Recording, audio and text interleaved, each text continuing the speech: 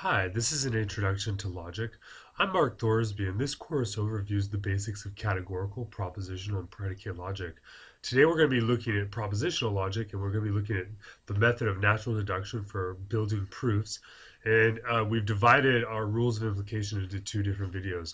In this video, we'll be looking at the rules of implication II. So, uh, welcome back, everyone. Let's sort of do a quick review in terms of what we looked at last time. In our last video, we looked at the rules of implication in order to build proofs. So what I've done here now is I've actually written out the basic steps for proofing, and I think this is maybe a little bit clearer than what I had in the last video. So let me sort of zoom in on these, and whoops, let's see here. Okay, here are the basic steps for proofing. The first thing you have to do is you have to write the problem vertically. So let's just give it, well, I won't do an example, but first you have to write the problem vertically. Each premise gets its own line. And then to the right-hand side, you write the conclusion right after a sort of semicolon. So let me actually give you an example of that. So imagine, for instance, my argument looks like this. Line 1 is A, then B, line 2 is A, and my conclusion would be written to the side here as B. Okay? Now, you can see here that each one of these lines represents a premise, a separate premise. So here's one premise, here's two premise, and then here's the conclusion. And then after you write the line, so after you write the conclusion, then you're going to use the rules of implication, and then eventually we'll see the rules of replacement, and then we'll also talk about conditional proofs and indirect proofs. But so far in this video, you're going to use the rules of implication and the various lines in order to deduce subsequent premises. Now, let me give you an example here of what the rules of implication look like. These are the four basic rules of implication we covered in our last video: the modus ponens, the modus tollens, the pure hypothetical syllogism, and the disjunctive syllogism. You'll notice here that we put MP, MT, HS, and DS, and we're going to use those. These are what we're going to write on the lines next to each subsequent premise we use. So let's go like this. What I'm going to do is I'm going to scroll this down so we can see this while we're working on the problems. Right, so here's the modus ponens. Okay, let's scroll back up. Okay. You can see, oh, that's nice. I can do it this way. Okay, so this is back to the review problem we did. So now here's something that I'm using the rules of implication and the various lines of argument to do subsequent premises. Now take a look here. I have if A, then B, and then I have premise A. My goal is the conclusion, and it's important here that you never, ever use the conclusion in your deductions. The conclusion merely, the reason we write the conclusion is merely to tell us what our goal is in terms of making a deduction. Okay, so if I have if A then B and then A then B, I can actually use the modus ponens rule. We have P then Q. If you have P, right, then you have Q. Actually, I should make that a little bit bigger. Right? If you have P, then you have Q. If you have P, then you must have Q. You can see I have a modus ponens here. So then what I would do is I would write my third premise, right? And I would just write B. And then I would write lines 1 and 2, where this line refers to this, and 2 refers to this line. And then I'm using MP, modus ponens. And now I've completed the proof. Now I did a very, very simple example here. Of course, we'll see in the video today that there's many more examples that can be really complicated. So number 4, never use the conclusion of your deductions, and then write your explanation. The rule used in the lines. Here we have, most of the time you'll have 2 lines, but in some cases you only have 1 line. And we'll see some of that today. And then remember, your goal is to get to the conclusion. Now, here's some helpful hints that I think are important that may help you. First is always begin with the conclusion. So if I know that I need to find the B, I can know that the modus ponens rule will help me get there. So I would sort of work backwards and say, here's the B. So where's the B in the premises? Here it is, and then sort of work your way backwards. If you see something, do it in general, because oftentimes when you're doing these proofs, you'll come up to a spot and you're not sure what to do. And what I generally say is, well, if you use your rules of implication and the rules of replacement, you're never going to deduce anything that's invalid, which means that if you see something, do it. Every inference is valid, and so at least you may end up with extra premises that you don't need, and that's not the cleanest proof. But ultimately, if you're working towards something you're not sure how to get there, if you see something, do it. Now, since you can only prove valid arguments and you can't prove invalidity, make certain you copy the problem down correctly, especially if you're doing this by hand. Because, and I'll admit, I've done this where, for instance, I was doing some practice problems with some students a couple years ago, and I wrote a very long problem up on the board to do a proof, and I wrote the problem down incorrectly from what was on the practice exercises. And then I spent a long time trying to figure it out until finally I realized that since I'd written it down wrongly, I'd actually created an invalid argument. And if you create an invalid argument, there's no proof, which means that you'll never figure it out. So watch out for that. What is the two, ironically, I think the two most important things here is to practice, practice, practice. Make sure you practice these problems. And so it's really critical that you do these problems over and over, because you'll see there's sort of a rhythm to it, and you'll sort of get used to it. Similar to any exercise, physical or mental, the more you do it, the better you get at it. So practice, and then of course I say have fun, because these problems, think of them as puzzles, and they're fairly fun to do if you think of them like that, because they're mental challenges. So I encourage you to have fun with these, and which will help you practice them, because then you'll enjoy doing them. And you may think I'm crazy, but I actually do find them to be fairly enjoyable. So those are the basic steps for proofing. I thought I'd type those out for you a little bit better. Now, let's get to today's discussion. What we're going to see today is we're going to introduce 4 new rules. And again, these are rules of implication.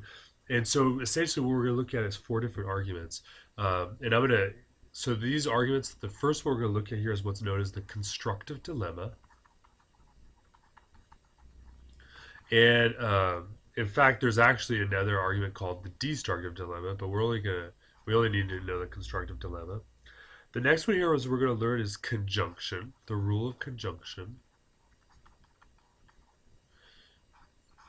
After conjunction, we're going to look at simplification.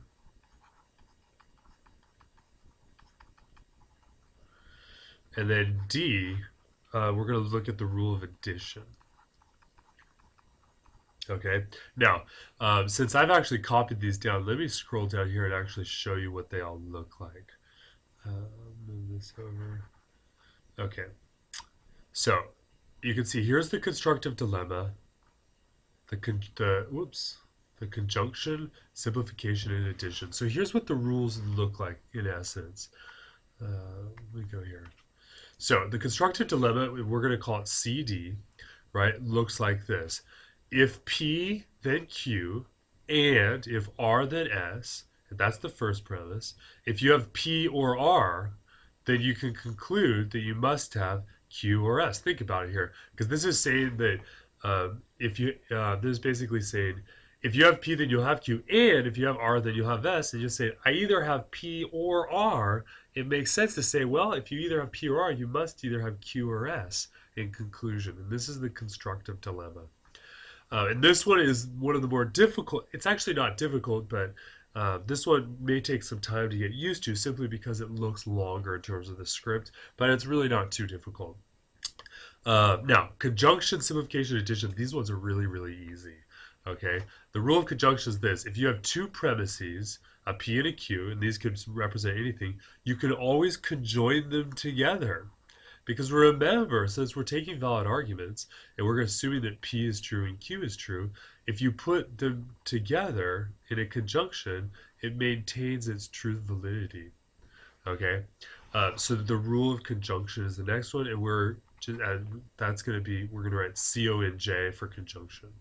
Okay, now the next one for simplification is if you have, now you can see this simplification and addition, these only have one premise. And these are often used to simplify or add to arguments, right? Hence the terms simplification and addition.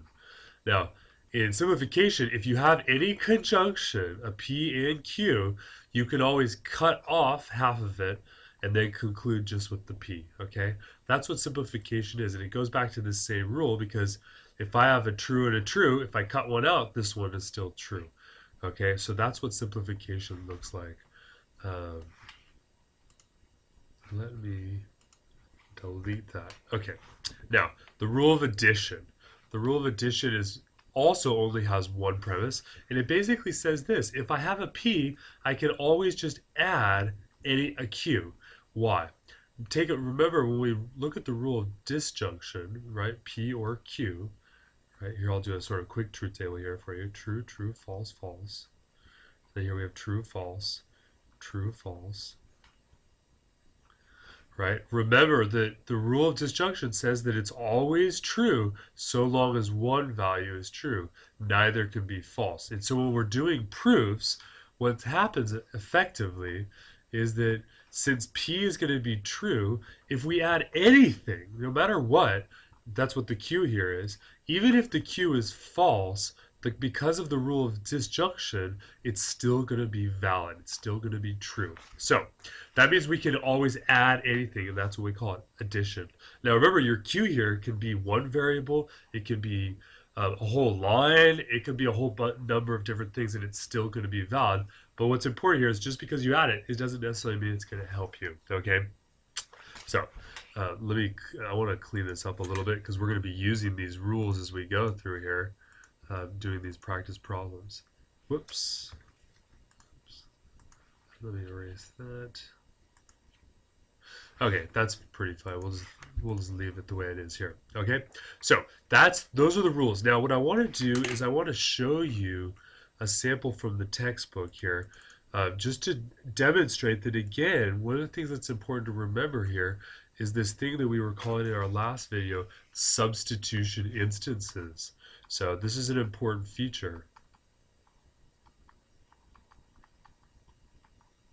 Substitution instances. Okay, so let's scroll here to the textbook. And what I want to show you here, this is again 7.2 Rules of Implication. Take a look at this. Right? Notice here what we have is this is the constructive dilemma. Both of these are instances of a constructive dilemma. In this case, right, this says not M, then S, and therefore, and then not T. I either have not M or N, which means I must have S or not T. This is a constructive dilemma. The reason this looks sort of confusing, perhaps, is because the premises are out of order, but that's an important thing. Remember, when we do these natural deduction proofs, the order of the premises is irrelevant. Now, this is another good example because this is also an example of a constructive dilemma. Okay, how is this an example of a constructive dilemma? Well, take a look here. This right here is essentially our P. This right here is our Q. Right? This right here is our R, and this right here is our S.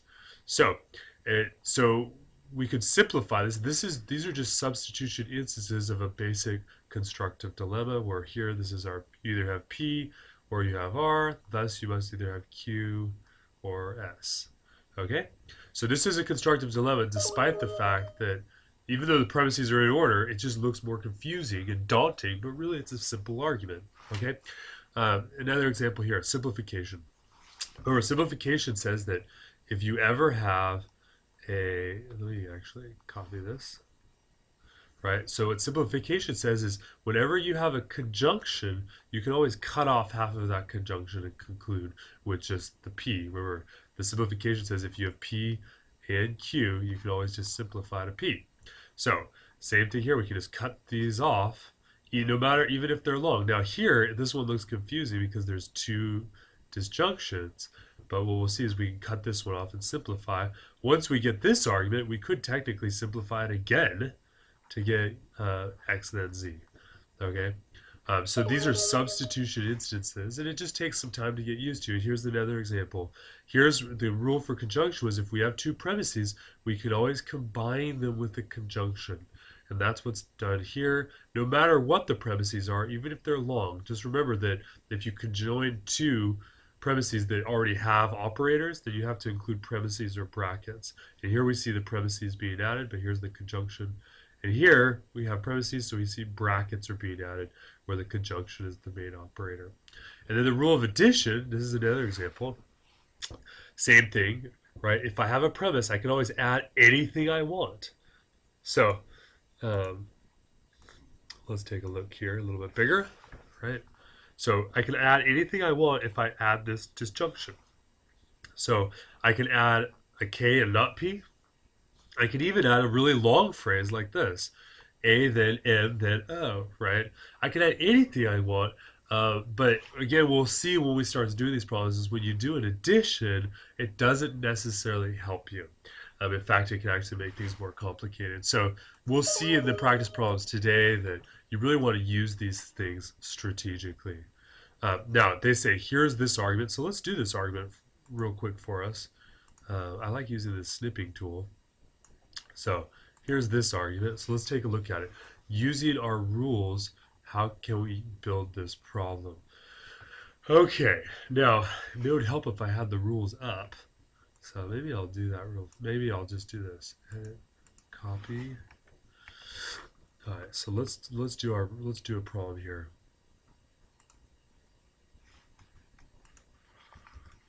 Okay, so here's this problem.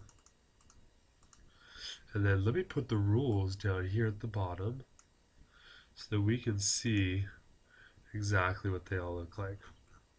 We can look at them. And I find that it's helpful when you're doing these just to have a list of the rules next to you. Okay, so here's the constructive dilemma. Maybe make it a little bit bigger. Oops. So here are the new 4 rules that we looked at. And remember, we can also use the old rules as well. So we don't have to use the new rules. We can use any of the rules. So let's do this problem here. Now remember, this is my conclusion. Here, I'll put it in this color. This is my conclusion. So my goal is to get to D. So let's see if we can sort of reverse engineer how to do this problem. Well, since I have a D right here, then the next thing to do would be to look, where is the D in my premises? You can see I have a D here, which is conjoined to an E. Okay. I have this sort of thing. I can't use a constructive dilemma with this line because this is a disjunction. The constructive dilemma requires 2 conditionals conjoined, and I don't have that here, so this isn't going to be a constructive dilemma. And then wait a second, I have an A, then B. I don't see how to do this problem, not at least initially. So what did I say in the steps? If you don't see what to do, then just do what you do see is possible. So let's take a look at these lines 1 and 3. Notice I have an A, then B, and I have an A here. Well, I can use the rule of modus ponens, right? Remember, here's our rule for modus ponens. I can use the rule of modus ponens here in order to get this B. So I think I'm just going to do that now. So let's do that for line 4 is going to be B. And that's lines 1 and 3. And I'm going to write them over here to make a nice, neat example for you. 1 and 3, modus ponens. Okay, good. So now that I have the B, what can I do? Well, look, this is B or C, and here's where I think I can start using my new rules. Notice, what about, since I see there's a disjunction here, because if I could get this thing by itself, I'd be in good shape. I have a B or C. I have a disjunction here. I have a B. Wait a second. Could I just do an addition right here? Right? If I have a premise, I can just add something with the disjunction and it's valid. So let's do that now. So this can be line 5, B or C, and that's line 4. You can see I'm just using one line instead of 2.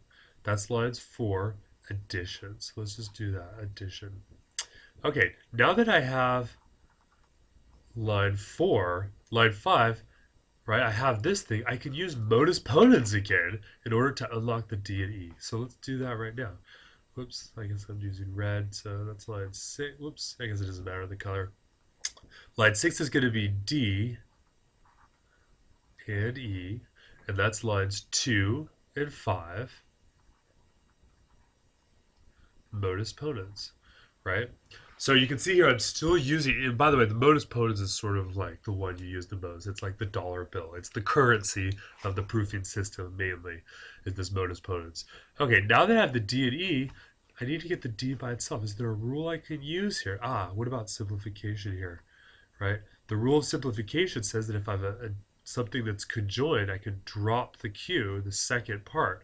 So I could drop this E. So that's going to be line 7. Line 7 is just going to be D, and that was line 6, simplification. Simp. Okay? And so you can see here we've now done it.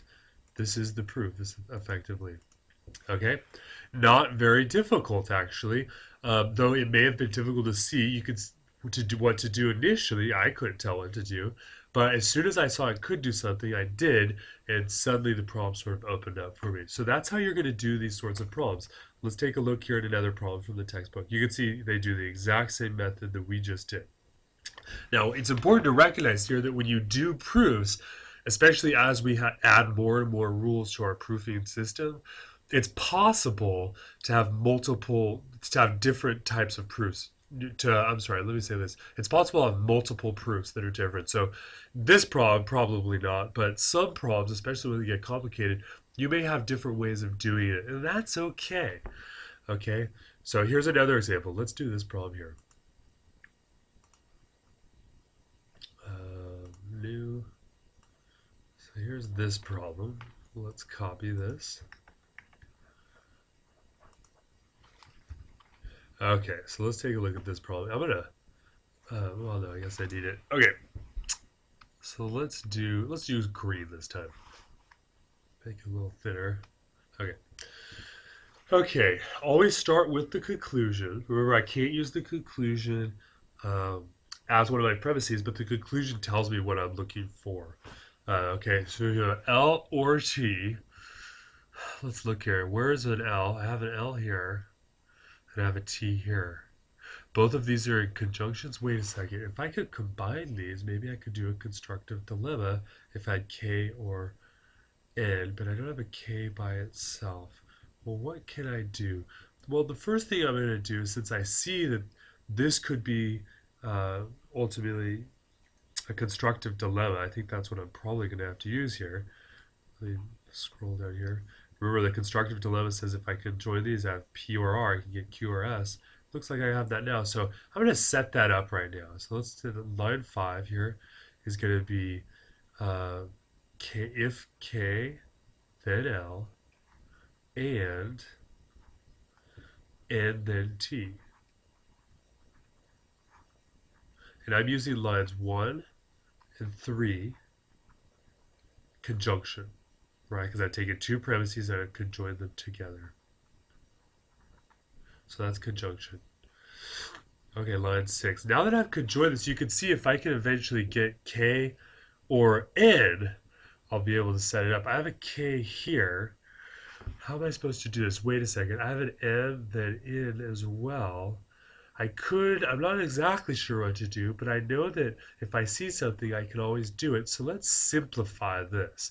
Let's simplify line 2 to just M, then N. Right, and that's line 2, simplification. Okay, I now have M, then N. That doesn't really get me far because what I need, right, you can see what I need over here to finish my constructive dilemma is I need the K or N. So if I could get K by itself, I could always add it in, right? Well, wait a second. If I could get the M by itself, maybe that would help me too. Let's see here. Let's see. Simplification. Okay, so let's think about this. Wait a second. Don't I see something here? Could I build a hypothetical syllogism? Where if I have... Look, if I have M then N and I have N then T, I can use the hypothetical syllogism rule up here, right? Here it is right here. P then Q. If I have the Q then R, I can basically cut out the middleman and just say P to R. So let's do that now. So this is going to be line 7. And let's say if you have, remember I'm M then N becomes the middleman. So let's go M then T, right? And that's lines 3 and 6. Hypothetical syllogism. Okay, now that I have M then T, what can I do with that? Let's go back here. Remember, my goal here is to build this constructive dilemma, this thing over here. Let's see here. If M then T, then L. Wait a second. Look, I have K or M. I can use it right here. Okay, so let's do number 8. Line 8 here is I'm going to conjoin M then T and K then L. And this is important because I'm going to build a constructive dilemma, but I'm going to reverse it here. So it's going to be instead, because I see I have this K or M. So that means I'm going to go K then L and M then T, right? And I'm using lines 7 and 1. 1 and 7 is a conjunction. Okay? Now take a look. My goal is to get L or T. I have the L and T here. But now, since I have K or M on line 4, I can use the constructive dilemma. So line 9 here is actually going to be L or T using lines 8 and 4 constructive dilemma. I'll just put CD here for constructive dilemma. Did you see that? Right? So it's for the constructive dilemma, if P then Q and if R then S, you have P or R, then you must have Q or S. And that's what I have here, where I have if K then L and if M then T, it's K. I either have K or M, thus I must either have L or T.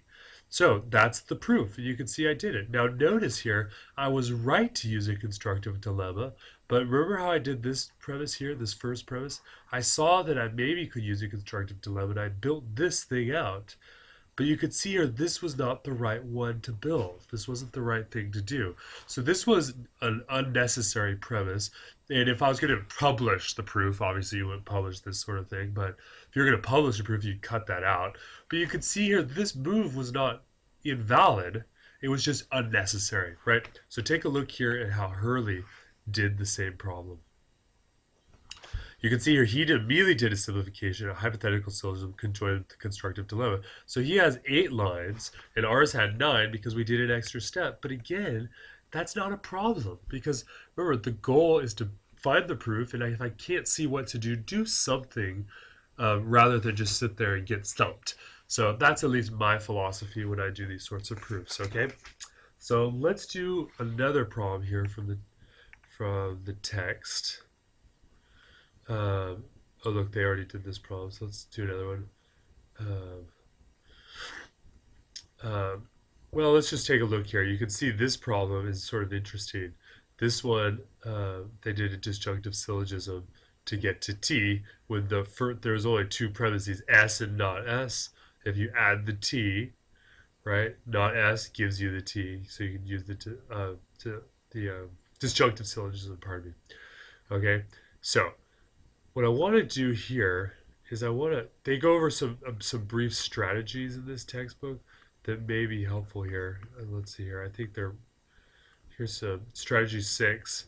You should just read the textbook and you can see these strategies may or may not be helpful. I find that the best thing is just practice them. And that's what these strategies are really sort of telling you. But strategy 6 here is if the conclusion contains a letter that appears in a conjunctive statement, like number 2, line premise 2 here, then consider obtaining it through simplification, right? You can see I had 3 premises here. My conclusion is C. All I need to do here is just simplify this to get C, and that's what they've done. In strategy 7, if the conclusion is a conjunctive, consider obtaining it via conjunction, right?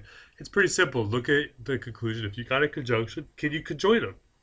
And so on and so forth. I'm not going to go over all those strategies. I'll let you look at them on your own. What I want to do now is I'm going to do 3 more practice problems, 1 from each section of the homework, so you can see how we do those. So let me do this one here, line D. Okay, so what this problem asks you to do, somehow there's that thing there, but essentially you have these two things. If you use the rule of conjunction, what can you do? Well, it's easy. There's going to be D and W lines 1 and 2.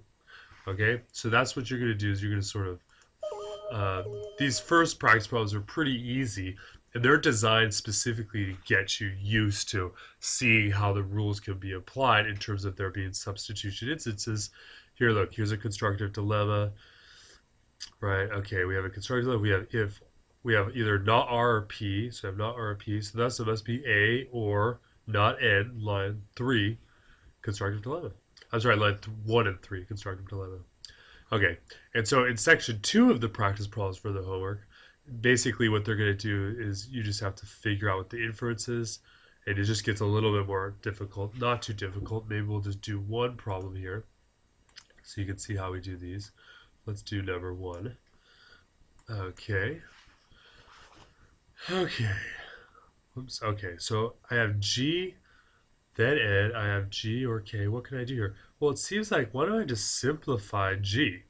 So that's line 2, simplification. And then if I have G, I can just add T. So this is going to be line 3, addition. Right? See how we did that? Not too difficult. Again, the difficult part for most of you watching this video for the first time is that you don't have the rules memorized. I do.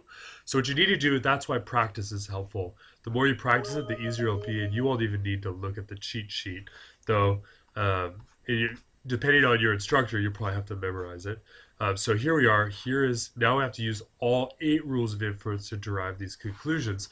So let's do one practice problem. Let's do a difficult one because they generally get more difficult. Let's do problem 20. And you'll see that some of these practice problems, they get actually pretty difficult because they get fairly long. So let's copy this and put this in Word, and let's do the problem together. Okay. Well, what is that? Alright, here's the problem here. Here's what I'm going to do. I'm going to make it a little smaller so we have more room to work with.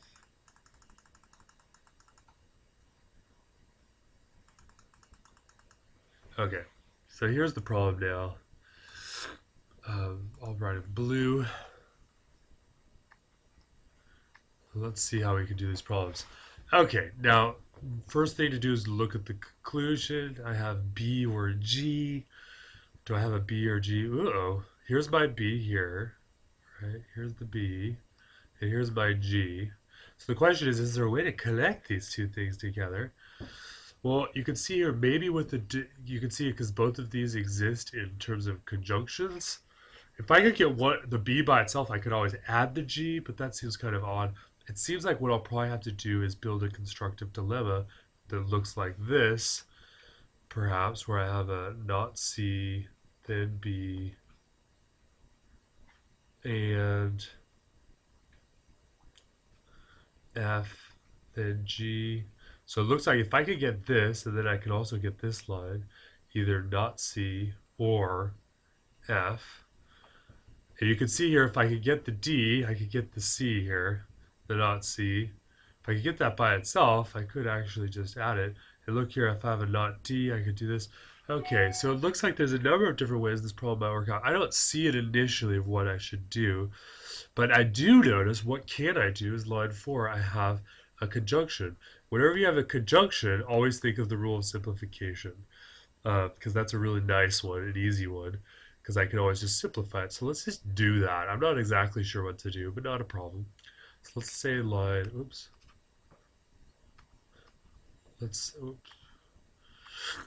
Okay, let's say line 6 is going to be just M. And what I've done is I've done line 4, simplification. Okay, now I have M. Now look, if I could get this thing, look, I could just add an N because the rule of addition lets me add stuff. So line 7 here is going to be M or N. Line 6, addition. Okay, now that I've added it, can't I use the Modus Ponens rule up here? Right?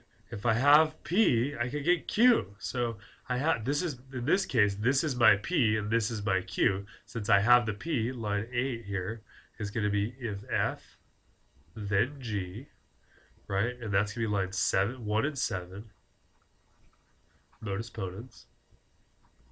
Whoops. Oh, I don't know why it does that. Okay. Okay, now you can see here, I've got this first part here, but I need to get this now. If I want to conjoin this together, I need to not see, what can I do here? Let's think about it for a moment. I have D or F. Wait a second. I could create a constructive dilemma using this. No, wait, hold on. That's not going to work. Using this and this, I could create a constructive dilemma and then use this to derive. Okay, let's do that. I see it now. I'm not sure if you see it, but let me write it up here. So we're going to have D, D then not C, and this one, F then G. And this is going to be lines 2 and 8, conjunction. Remember, the conjuncture rule looks like this. If I have two lines, I can always add them together. Now, why did I do that? Well, I did that because take a look here. And let me actually, I may have to just make this a little smaller so we can see a little bit better.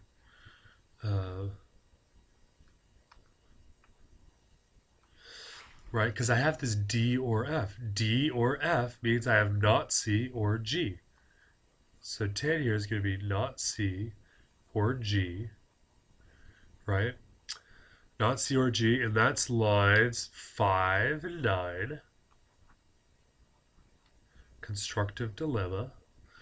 Okay, so I have not C or G. You can see here, I'm still a ways off here from getting to my B or G. But I did see that I could do that, so I just did it.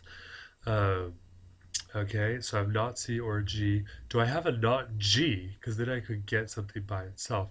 Remember, my goal was to get not C then B together. Let's see here. Wait, hold on. I do have a not C then B. And I have an F then G. Oh, I didn't need to do this. I hope many of you who are watching this saw that I didn't need to do that at all. I missed it, which demonstrates that I'm not actually cheating. I'm not looking at the book while I'm doing this problem. Okay, because I did have a not C. I'm sorry, I had a not C or B. So let's see here, because I'm going to use this, the not C or B, and then I'm going to use the F and G here. And let's create a new constructive dilemma. So you can see here, these were unnecessary. I didn't need to do this. So sometimes my strategy of doing things that you see doesn't always pay off. But at least it gives you the movement so you feel like you're not just wasting your time. So let's build this right now. It's going to be not C, then B. Sorry, it's kind of difficult to read. And I'm going to conjoin that. Right, line 3 here is what I'm conjoining with line 8 using conjunction. So let's add it here. It's going to be F or G. Okay, and then because I have hold on, let's take a look here. Am I missing something? So I've built this. So what I need though is this right here. In order to get B or G, I need not C or F. Do I have not C by itself? Because I could always add. Let's see here. Where am I missing it here? Let's see. I'm missing it somewhere.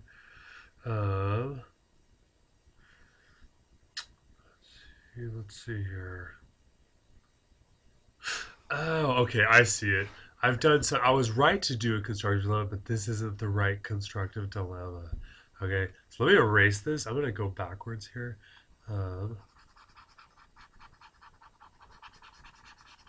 Let's go back. I'm going to erase this.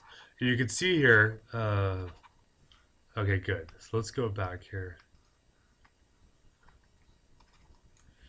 Okay, so I have this F then G. So let's see here. Line 9 is, notice I have I do need to do a constructive dilemma, but I did the wrong one is the problem here. So notice I could use the not C here to do a constructive dilemma. I'm sorry, a hypothetical syllogism.